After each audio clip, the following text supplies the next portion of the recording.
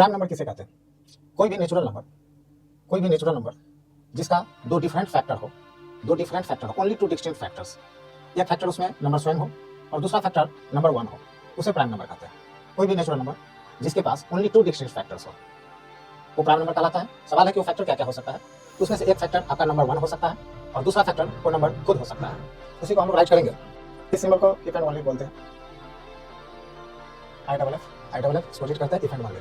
A natural number is called prime number if and only इसे ही prime कहते हैं।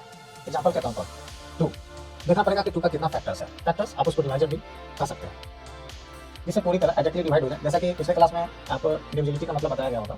तो आप किसी नंबर को जैसे सपोज मैं एग्जांपल लेता हूं 2 से 4 पार्ट में डिवाइड किया और रिमाइंडर यहां पर 0 आ गया। और आप एक एग्जांपल लेते हैं 2 से 5, 2 to 4 1। आप देख रहे हैं कि यहां पर ये इंटीजर तो आ चुका है लेकिन रिमाइंडर 0 नहीं है। ठीक है। और एक और एग्जांपल मैं लेता हूं। सपोज कीजिए इसी को मैं दोबारा लेता हूं दूसरे तरीके से। सपोज 2 to 4 और यहां डेसिमल देता हूं और यहां पर फिर मैंने क्या किया कि यहां पर इसको ऐसे कर दिया। डिविजिबिलिटी का रूल जो मैंने बताया था उसमें बताया था कि जो क्वोशिएंट हमेशा आपका इंटीजर होना चाहिए, रिमाइंडर 0 होना चाहिए, तभी आप कह सकते हैं कि नंबर डिविजिबल है। यहाँ पर मैं देख रहा हूँ ना कि ये इंटीजर है और रिमाइंडर जो आपका है वो 0 है। ठीक है। आ लिख दिए मतलब रिमाइंडर। ठीक है। और ये दोनों बात को फॉलो कर लिया कि क्वोशिएंट इंटीजर भी है और रिमाइंडर 0 भी है। तो ये 4 जो है वो डिविजिबल है 2 से। या फिर आप कह सकते हैं कि जो 4 का आपका जो फैक्टर होगा 2 हो गया। या फिर आप कह सकते हैं कि 4 जो है 2 का मल्टीपल है। यहाँ पर हम देख रहे हैं कि 2 तो ये जो क्वोशिएंट है वो इंटीजर तो है और रिमाइंडर 0 नहीं हुआ है। तो आप कहेंगे कि 2 is not a factor of 5।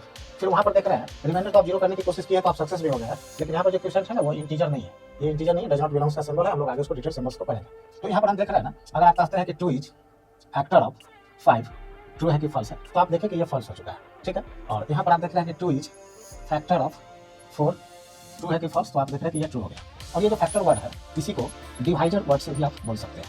ठीक है। फैक्टर या डिवाइजर दोनों बात बराबर होता है। तो यहाँ पर जब 2 का फैक्टर ऐड करेंगे तो एक 1 निकलेगा और एक 2 निकलेगा।